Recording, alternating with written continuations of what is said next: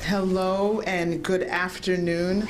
This afternoon, I'm delighted to welcome the United States Surgeon General, Dr. Jerome Adams, as well as the Commissioner of the Chicago Department of Public Health, Dr. Allison Arwady, who have been with us, with me this morning and this afternoon as we've had a really wonderful day. We were at St. Anthony's, where we were able to see healthcare workers getting their vaccine.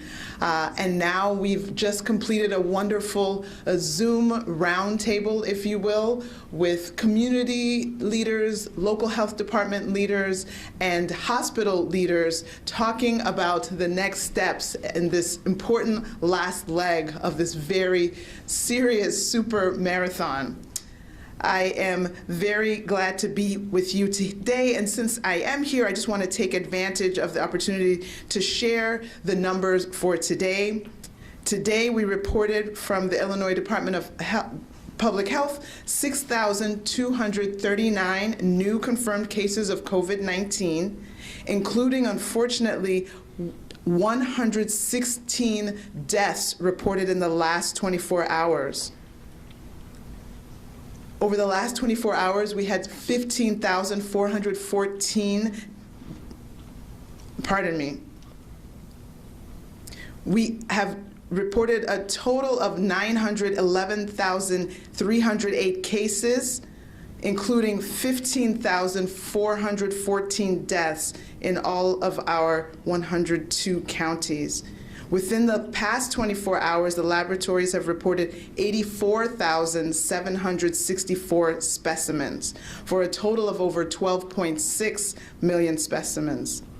As of last night, 4,571 individuals were in hospitals with COVID-19, and of those, 981 were in the ICU, and 557 were on ventilators. To date, we have vaccinated over 63,000 frontline workers in Illinois. Before I turn it over to Dr. Arwady, I want to just briefly summarize these comments in Spanish. Hola y buenas tardes. Yo quiero decir feliz vacaciones y feliz Navidades a todos. Me gustaría dar la bienvenida a Chicago al cirujano general de Estados Unidos, Dr. Jerome Adams, y también estaban con Dr. Arwady de Chicago, de la salud pública. Hoy visitamos el Hospital St. Anthony's en la comunidad de Villita de Chicago. Fuimos testigos a los trabajadores de primera línea que recibieron sus vacunas COVID-19 y fue un espectáculo extraordinario. Para los números, hoy informamos 6,239 nuevos casos confirmados de COVID-19. También ha recibido noticias de 116 muertes adicionales aquí en Illinois. IDPH informa un total de 911,308 casos, incluidos 15,404 muertes. En las últimas 24 horas, las laboratorias han reportado 84,764 muestras para un total de más de 10.6 millones de pruebas.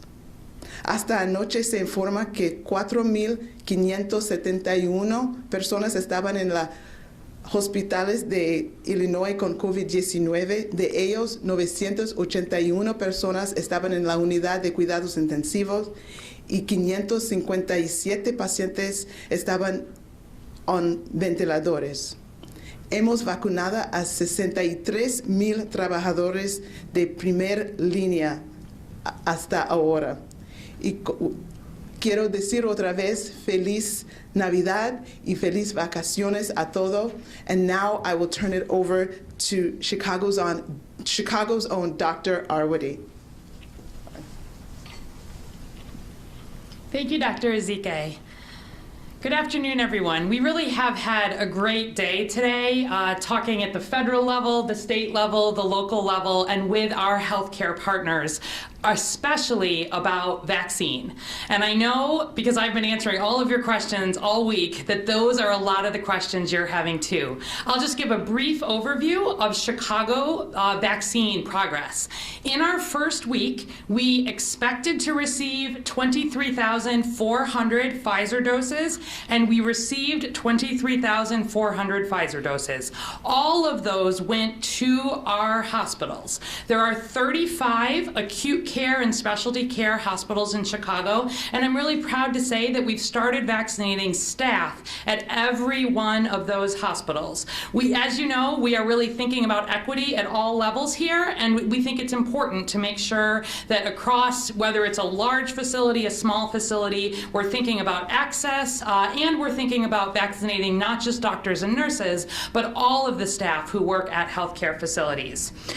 Looking ahead, this week, we have already here in Chicago received our allotted doses.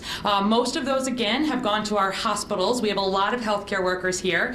We've also already started vaccinating some of our emergency medical service paramedics, the people who drive the ambulances, again, who are at high risk.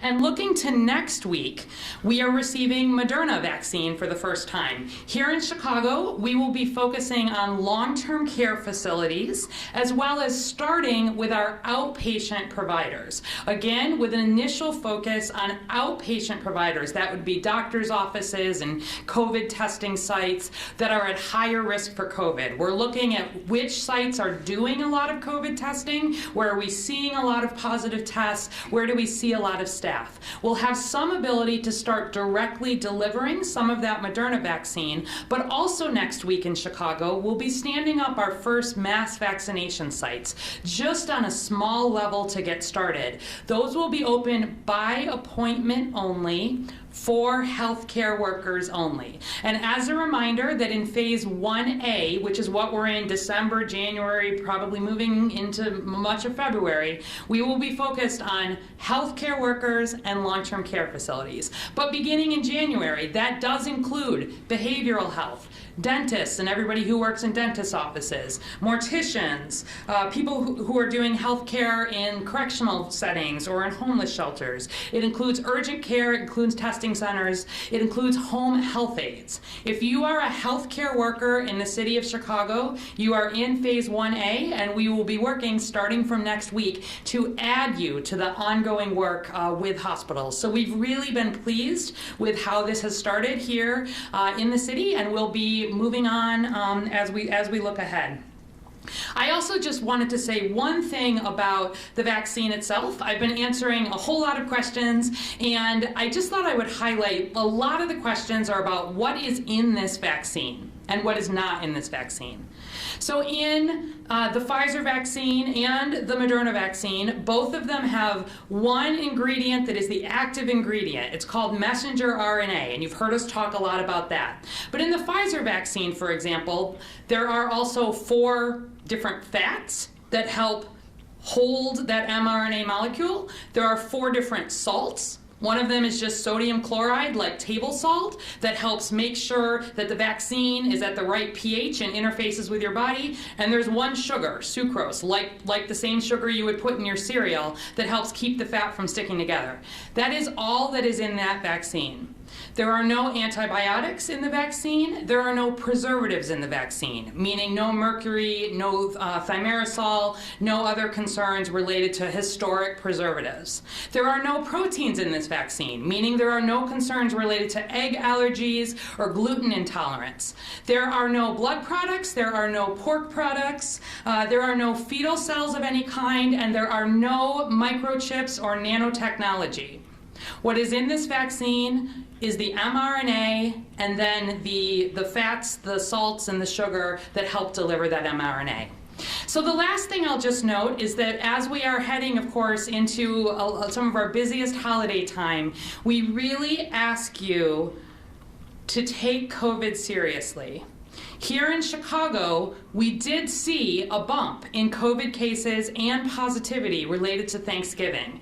We had been at as high of 16% positivity, had gotten down to about 11% positivity, and then post-Thanksgiving back up over 13%. We saw that same pattern with our cases, some of it related to testing. But literally today is the first day that we are back down in both our cases and our positivity below where we were at Thanksgiving, and it's still not good. Here in Chicago, we're adding an average of 1,276 cases per day. That's more than 3 times the top level of what we need to be, and we're at 10.7% positivity, more than twice what we need to be.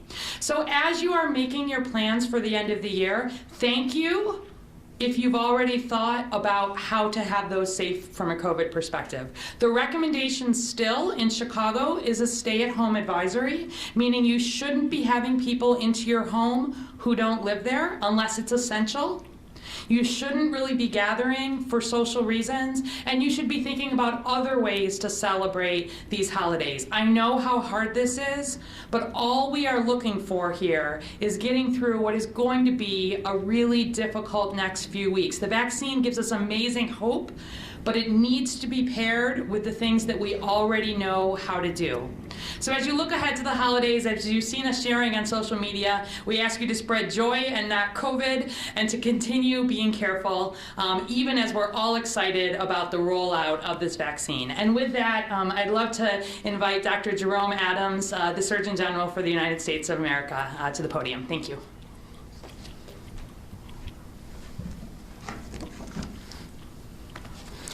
Well, good afternoon. Buenos dias. We've truly had a fantastic day today here in Chicago. Thank you, Dr. Arwitty, and thank you, Dr. Ezike, for hosting me. As you heard, we started off the day at St. Anthony's Hospital, touring what is truly one of our state's safety nets. And I wanted to go there because we wanted to find out what things look like on the ground. And I'll tell you, your healthcare workers out there are busting their tails to continue to provide top-notch care.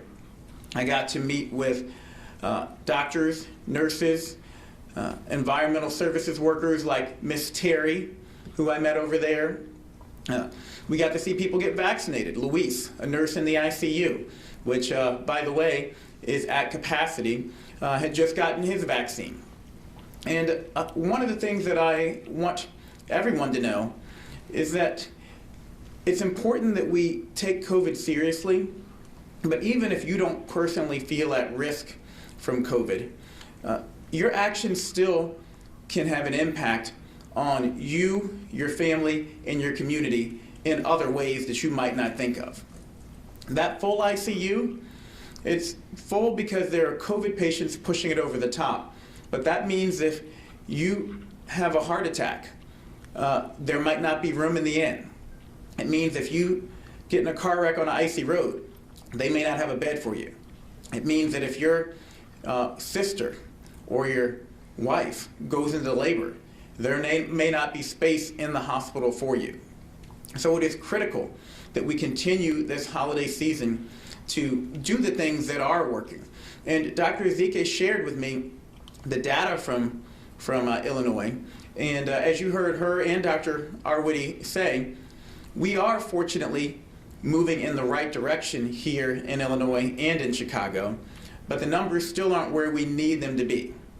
We need to stay the course. 2 words for today: vaccines and vigilance. We should be incredibly excited about the fact that we now have 2 different vaccines authorized for use. There will be 7.9 million vaccinations that go out this week between the Moderna and the Pfizer vaccines, and we are immunizing for impact, making sure we're getting people who are in long-term care facilities and nursing homes vaccinated, making sure we're getting healthcare workers vaccinated, and then moving on from there based on guidance from the Advisory Committee on Immunization Practices and what the state and local authorities feel like is going to give them the biggest bang for their buck. The finish line is in sight, and that makes this surge different than the other surges because we know there's an endpoint. The hardest part of a marathon are the last couple of miles. But if you see the finish line, then it gives you the strength to keep going. And this has been a marathon in 2020, but the finish line is in sight and we can't afford to stop running. So vigilance is incredibly important. We need to practice the 4 W's that I talk about. Wear a mask, wash your hands, watch your distance, and wait to gather. We know that you're doing a much better job in public settings of practicing these mitigation measures. And that's why we're starting to see these rates go back down. But we know that the virus is incredibly unforgiving. And we also know that 50% of people who are spreading this virus are doing it without any symptoms, without even knowing that they're sick. So when you have a gathering with people outside of your household, you are increasing the chance of you spreading the virus to someone else or them spreading it to you. So wash your hands, wear your mask, watch your distances when you're in public, but wait to gather with people outside your household. Now, I know I say that, and I know a lot of you will listen to me, but I know some of you are still going to gather with people outside your household. I don't want you to just throw your hands up in the air and say, oh well. I want you to understand that if you do choose to gather with people outside your household, or you may have to in some cases, that there are ways that you can stay safer. You can go to cdc.gov and on their front page, click on holiday gatherings, and there are a list of tips for how to gather more safely, even if you aren't doing the safest thing that we recommend and keeping it within your household. Things such as quarantining yourself now, because every person you interact with now is a person whose bubble has now infiltrated your bubble, and potential for you to take virus home to someone this Christmas. Things like making sure you've got plenty of ventilation in your home environment, and making sure you've got plenty of hand sanitizer and that people are practicing good hand hygiene. Again, we want you to be as safe as possible, but if you can't keep it within your household, we still want you to think about how you can have a safer holiday season. I want you to have hope, because a lot of people are fatigued. A lot of people are asking when this is going to end. And I want you to know that I'm actually incredibly optimistic, based on these 2 vaccines now being available, that we do have a finish line in sight. But I want you to remain vigilant, because it would be a real shame if we finally had the tools to end this pandemic, but then we couldn't be patient for just a little bit longer, and we lost more people than we absolutely had to this incredibly deadly virus in certain populations. And we were so close, but we just didn't hang on. So I also want to finish by telling everyone I believe in walking the talk.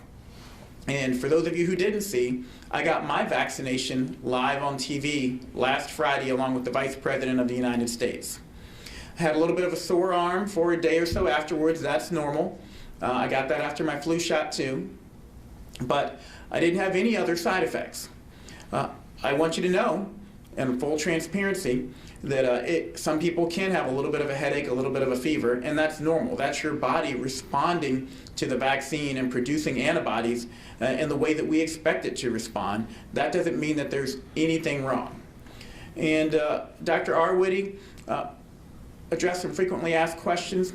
As far as reactions, every medicine out there can cause an allergic reaction in someone.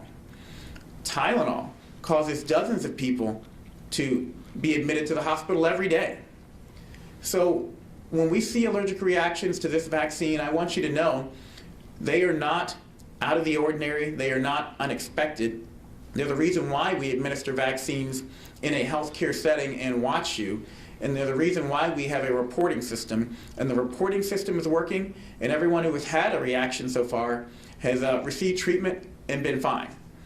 The numbers that we're seeing in terms of people having reactions are not out of the ordinary or what we wouldn't expect. If you've had an allergic reaction to a vaccine before, let your health provider know. But I don't want people to be at all concerned about coming in and getting vaccinated. Again, the reporting process is working, and if you do have a reaction, then your healthcare providers are prepared to respond to it. But right now, you have a vaccine that is 95% effective. The bar for this was 50%. It's 95% effective. That means it will give you an almost complete relief of risk of severe complications or death if you get vaccinated. And the benefits are just so great to you and to the people around you that I would hate for people to not avail themselves of this opportunity because of misinformation. It is perfectly okay to have questions about this vaccine. I want you to ask questions about this vaccine. What is not okay is to let misinformation lead you into making a decision which is poor for your health or for the health of your communities. So get the facts, and then I hope you get the vax. And with that, we're happy to take questions. For Dr. Adams, Charlie Wojciechowski from Channel 5 here in town. What's your degree of concern about this new strain of virus we're seeing in the United Kingdom, and what needs to be done here to address that? So great question. Important to understand that from a scientific point of view, we are not clear if it is a new strain yet. It is a new variant. And I want people to understand, viruses mutate all the time.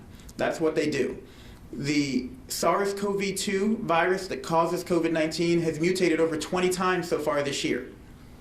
That doesn't mean that it won't work, that a vaccine won't work. It doesn't mean that it is more dangerous. What it means is that we will continue to look at this and to follow this virus, working with the WHO, the CDC, and others. But I talked to Tony Fauci. I talked to Dr. Collins, the head of the National Institutes of Health, and they have told me that there is no indication thus far that this new variant will be resistant to vaccines. I also want people to understand that there may be a day when we do have a variant that doesn't respond to these vaccines, and that's okay too, because that's what happens with seasonal flu. Every year we adjust the vaccine. We know how to do this, and if we have to, we're watching and we'll adjust it, and then we will continue to vaccinate people. So my level of concern about this is not so much about the variant. It is about the fact that we need people to be particularly cautious this holiday season about taking safety measures. Because even if this vaccine variant, or this viral variant does turn out to be more contagious, it doesn't change. It only emphasizes further the importance of washing our hands, wearing our mask, watching our distance, and waiting to gather. So trust the science. Let's let it play out. Know that we are watching this new variant. Know that so far there's no indications that it will make the vaccines ineffective, and know that regardless of the variant out there, we all need to do our part to prevent ourselves from being exposed to it in the first place, and especially so if it ends up being a variant that is more contagious. To follow up on that, if it's okay, do you believe that it's enough of an issue that the United States should stop flights from the United Kingdom? So the question was about flights from the United Kingdom and whether we should stop flights from the United Kingdom. I talked to, again, Tony Fauci about this, and he has said he does not feel that that is an appropriate step at this point. Why? Because this variant is already in at least 3 to 4 other countries. It's been identified. This variant has also been around actually for several weeks to months in other places. And so there's a chance that the variant is already here. What we need to emphasize to people is that the United States is connected with the rest of the world, whether we want it to be or not. And the most important thing that we can do is to double down on our public health measures. One of the things we are considering is working with the airlines to encourage testing of people before they get on flights. But if we continue to follow the public health measures that are out there, and that the people in Illinois are increasingly doing a better and better job of, then whatever this variant is, we will be able to defeat it. We also need to continue to promote vaccine confidence because, again, there's no indication that this variant is resistant to the vaccine. So one of the most effective things we can do is to get as many people, particularly the vulnerable, vaccinated as soon as possible. And that will help us, again, be resistant to any variant of COVID that comes along. Here in Chicago, one of the biggest concerns are the black and brown communities where there is a high degree of suspicion about the vaccine. The man you talked to this morning, Demetrius, said he himself had some concerns. How do you address those concerns, and what's going to be the best way to get across the message you just said that we need to trust the vaccine? Well, when it comes to hesitancy in general, and particularly in black and brown communities, I think we have to be a little more sympathetic and, where we can be, a lot more empathetic. I think we have to understand that those questions come in many cases from a real place. And I want people to understand, they've heard about the Tuskegee experiments, but a lot of people don't know the details. In 1932, the federal government, the Office of the Surgeon General, the Public Health Service, which I now help lead, started a study where they were looking to see the impacts of syphilis on African American men. And they signed people up for this study with the promise of free health care. 15 years into the study, penicillin was determined to be a cure for syphilis, and they had the option of treating these men, and they chose not to treat these men. And this study went along for 40 years with several surgeons general at the helm, Caucasian gentlemen, and these men went untreated. This is just truly horrific. And this is why people of color don't trust the government, don't trust medical institutions in many cases. It comes from a real place, and we have to acknowledge that. But we also have to sit down with people and help them understand the protections that are now in place to make sure something like that never, ever happens again. So we have independent data and safety monitoring boards looking at studies to make sure we aren't doing things that that would harm certain communities. We have institutional review boards. We have the VRBPAC, which is the FDA committee, and the Advisory Committee on Immunization Practices, which is the CDC committee. Again, independent people looking to make sure vaccine development and distribution are happening in a fair and equitable way, and there are people of color on all of these committees. This COVID vaccine was developed in part by an African-American woman at the National Institutes of Health. There were people enrolled in the studies who were black and brown, Hispanic, African-American, Native American. Dr. Fauci and I worked hard with all of these companies to make sure they had an enrollment that was representative of the population. All of these are reasons why I feel safe in with this vaccine, and why I feel that a study like Tuskegee could never happen again, and certainly isn't happening in this instance. And then we need to engage with trusted community partners and lead by example. So we're working with faith leaders, because we know in many cases people will do something because their pastor, their rabbi, or their imam says to do it, even if they won't do it because the Surgeon General says to do it. We know that people trust their local doctor, or their local nurse, or their local pharmacist, because, hey, that's Doc Bob from down the street, or that's my pharmacist Joe. And we need to make sure they have the facts, these trusted community gatekeepers, so that they can help the people who trust them feel confident in the vaccine. And then we need to let them see people of color getting vaccinated. Again, it's why I got vaccinated publicly. I talked with Steve Harvey, the comedian. He said he would get vaccinated publicly when the opportunity came. I talked with several African-American members of Congress who've gotten publicly vaccinated because they want people to see that they believe this vaccine is safe and effective. So we need to acknowledge what's happened in the past. We need to address those wrongs and show people how we are ensuring that they will never happen again. And then we need to engage with trusted community resources. And those are the steps that I'm taking to restore confidence in the communities. But I don't know if either of you want to... You good? Yeah, I think we covered it. Okay, all right. Because I know there's federal, there's state, and there's local. And you have two great public health advocates here in Illinois and in Chicago who feel just as passionately about this issue as I do, which again is why we were at St. Anthony's in a diverse community today, meeting with people, seeing patients and providers of color, and answering questions about the vaccine. A question for We Dr. got Howard. one more in the room, and we'll go to online questions. Dr. Wadi, if I may. Yes. Please. Dr. Wadi, David Palomino from Univision. Is there any discussion about a vaccination center in communities like Little Village after the Allergic residents and activists have been pushing for it?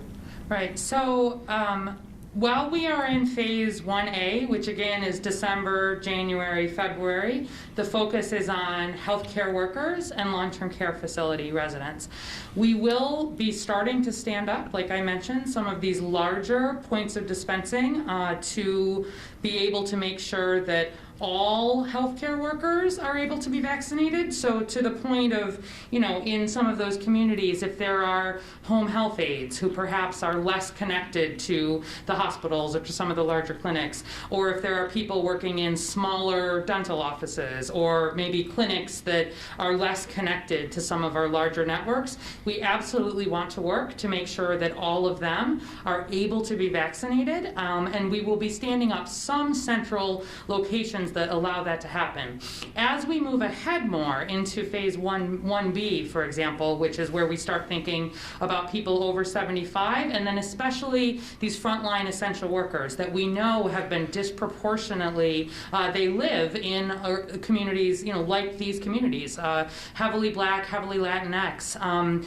We will be putting extra effort in the communities that have been hardest hit to really reduce barriers to vaccine, and we'll be working with a lot of partners. So our primary goal in Chicago, and I know it's shared at the state, is to ensure that vaccine, as it becomes available, is pushed out to trusted community partners. So my best place for somebody to be able to get a vaccine is with their trusted healthcare provider. If they don't have a healthcare provider, I want to make sure there's a pharmacy in the neighborhood that has it available. And then we will be working, recognizing that there are a lot of people still who are not connected to healthcare or who are not sure where to go. We'll be working with a lot of community groups and others to make sure that those folks know how to fit in. When we're at the essential worker phase, again, this is not yet. This is in a couple weeks, a couple months. We will also be working to partner large employers with vaccinators. So you think about a grocery store, for example.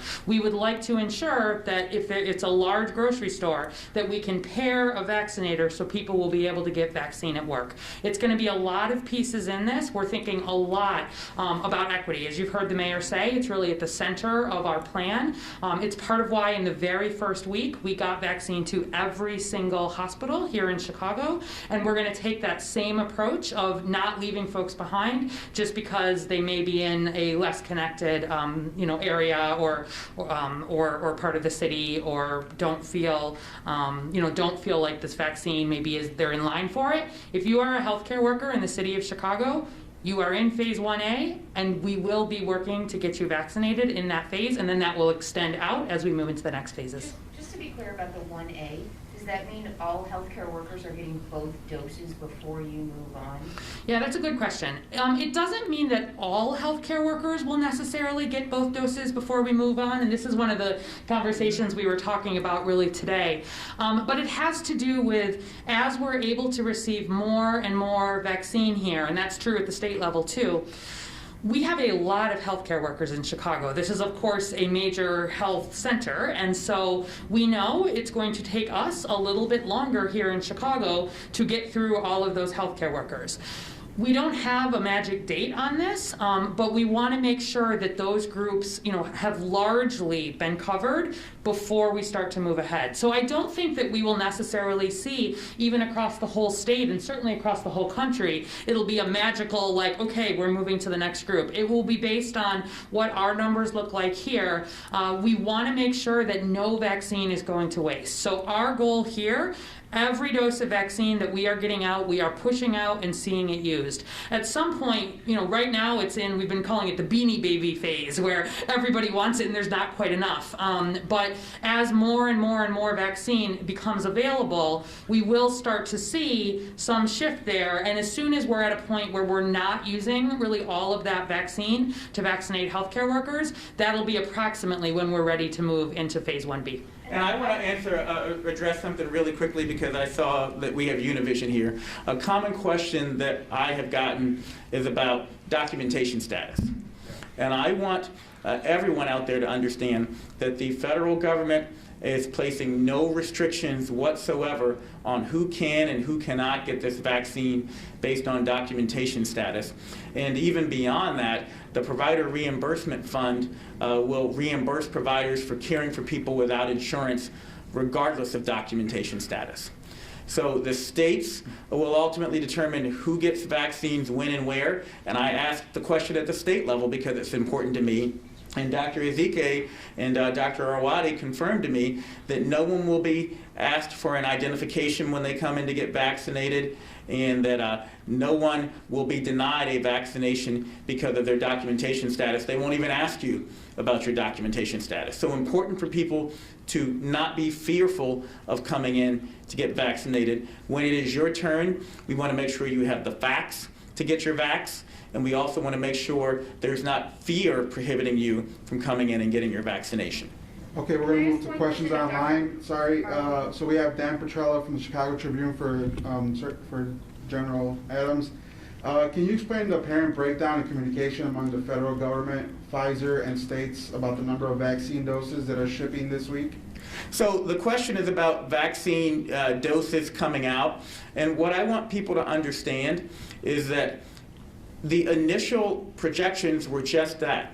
They were projections. This is always, we've said, going to be the most difficult vaccine distribution in history, and it's why we have career experts. General Perna is the best in the country, if not the world, at logistics, taking on this gargantuan task that requires partnerships between private industry and government, that requires federal, state, and local coordination. And we will continue to improve the reporting and the allocation numbers to the states. But I think that we're burying the lead a little bit here when we ask that question, because we got a new EUA this week for a Moderna vaccine. And we're going to go from 2 to 3 million doses of vaccine that went out last week to 8 million doses that go out this week. So I want the American people to understand there will be some hiccups along the way. We are committed to making sure we have the best people in the world working in partnership to make this as successful as it can be. And we're committed to reviewing the process along the way and continuing to correct it at the request of the governors.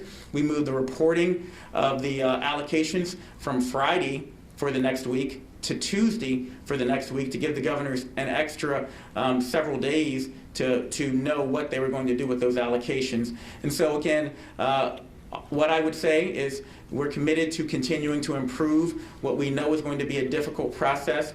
And I think the American people should be excited about the fact that we have 2 vaccines that now have an EUA that will be going out to the American people, and that we now have a finish line in sight. 20 million doses by end of December, early January, 50 million doses by end of January, 100 million doses, half of the adult population could be vaccinated by the end of February. That's a remarkable achievement. What is the status of the seasonal flu in Illinois, across the nation as well? How does it compare to COVID-19 numbers and severity? I'll let Dr. Ezike talk about Illinois, but nationally, we're still seeing that flu is at low rates. We usually don't see flu really start to pick up until January, February, which is why we tell people to get vaccinated around Thanksgiving to Christmas, or even earlier, because we want you to have that protection. It's not too late to get your flu vaccination. Remember that 500,000 people are hospitalized for the flu every single year.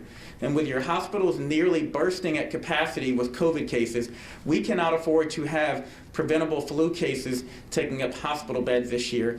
And an extra bonus, it's a great way to have an opportunity to talk to your health provider about the COVID vaccine. Get your questions answered. Remember, it's okay to have questions. It's not okay to make a bad decision for your health based on misinformation. So get your flu vaccine today if you haven't yet. We'll keep you out of the hospital. We'll help your healthcare providers preserve capacity. We'll give you an opportunity to talk to your healthcare providers about the COVID vaccine so you can make an informed decision when it's your turn. Anything you'd add about Illinois? So I am happy to report, as the Surgeon General said, typically the heyday for flu, if you will, is into the next year, January, February. We have seen very low levels here in Illinois. And also, let's remember that the same measures we're using to help prevent the transmission of COVID is hopefully going to really keep the flu numbers down for this season. So we're looking forward to seeing much lower hospitalizations, much fewer deaths from flu, because this works for both. And so let's keep using these masks, keep washing our hands, because we are decreasing the numbers of COVID and flu. Sir? For both Dr. Awadi and Dr. Ezike, at what extent is CDPH and IDPH involved in the long-term care facility vaccine rollout? Are either departments able to provide a breakdown of how many doses would be administered by CVS versus Walgreens? That's from Hannah Mizell. Great. So again, Illinois and also at the Chicago Department of Public Health, we have both signed on to join the Pharmacy Partnership Program. And so through that program, we simply have to allocate the doses back to the federal government, who will make sure it gets to our pharmacy partners, and then the pharmacy partners will then take on the task of vaccinating in the long-term care facilities. So there has been sign up by the long-term care facilities, who have largely opted in by the droves. And so the only remaining facilities that we have to take care of at the state level and then at Chicago are those that didn't qualify for the Pharmacy Partnership Program. But that is supposed to start for Illinois. We are allocating those doses this week, which allows them to begin next week, the week of December 28th. They will be going into the long-term care facilities. We do not yet have a report in terms of who they're hitting on day one and which facilities on day two. We don't have that information. When we have more information to share, we'll make that available. Yes, I would add it's the same timeline. In the city of Chicago, we did allocate the majority of our Moderna doses, our first allotment of Moderna, to long-term care facilities starting the 28th, the same way.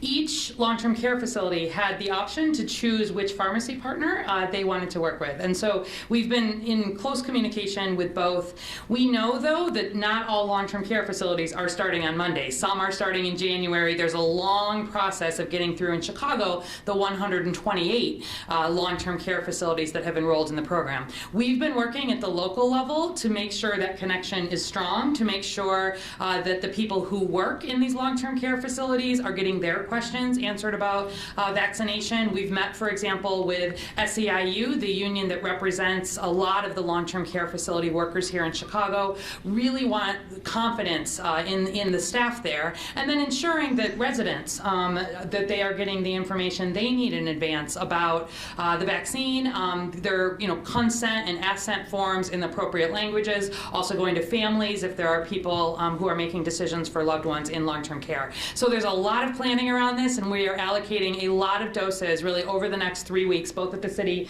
and the state level, to ensure that all of our long-term care facilities are going to be able to be covered. But like everything else, this is going to take a number of weeks to get all the way through there. First dose, second dose, residents, and workers.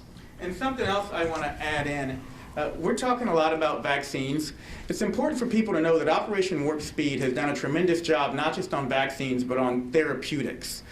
So I want people to understand there are an array of options out there available if you do get COVID. We want to prevent you from getting COVID through public health measures like the W's, wear your mask, wash your hands, watch your distance, wait for gatherings. We want people to get vaccinated to prevent getting COVID. But if you do get infected, then ask your doctor about monoclonal antibodies, which can increase or decrease your chances of being admitted to the hospital if you do get COVID.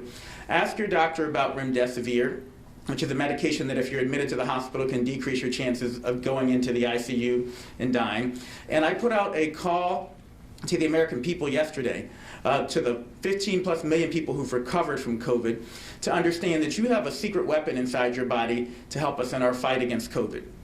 When you are infected with COVID, your body develops antibodies, the same as the vaccine develops antibodies to fight off COVID. And you can donate your plasma. You can go to thefightisisus.org to find out where. And by donating that plasma, you can give those antibodies to someone else and potentially save their life from COVID. It can also help your healthcare workers who are overwhelmed because it lessens the amount of time you're going to be in the hospital or the chances that you end up in the ICU. So give the gift of life this holiday season. If you're one of the 15 million Americans who've recovered from COVID, go to thefightisisus.org and find out how you can donate plasma and be part of our fight as we're getting to this finish line that is in sight, but is going to require us all to keep running together. Final question for General Adams. So we know this is from Dave Dowell. We know you did not come all the way here just to say wear a mask and wash your hands. What's the real takeaway for you? The thing that you'll look back on and say, yeah, that happened when I was in Illinois right before Christmas. That is a great question. The real thing that I want people to take away is that the numbers here in Illinois and in Chicago are moving in the right direction. And we have a finish line in sight with these 2 vaccines. That's new news and that's great news. But we have to stay the course a little bit longer. We can't let fatigue cause us to make poor decisions this holiday season that end up making us backtrack, especially when we are so incredibly close to getting ourselves and everyone else across the finish line. I really do feel optimistic about 2021, but it is going to require all of us working together. So it is not just about wearing a mask, washing your hands, and watching your distance. It's really about caring for one another this holiday season. It's really about having hope during the holidays. It's about understanding that if we hang on just a little bit longer and get over this surge, that we will have a brighter 2021 and we'll have as many people there as possible to enjoy it. So thank you, Chicago. Thank you, Illinois, for hosting me. Thank you for doing your part to help us flatten the curve to the extent that you have. And just hang on a little bit longer. Go to cdc.gov for those holiday tips. I want you to keep the holidays within your household this year. But if you're not going to do that, then understand there are still steps that you can take to stay safer. And that ultimately, if we all do our part, little efforts by a lot of people add up to a big difference, and it's how we end this pandemic. Thank you.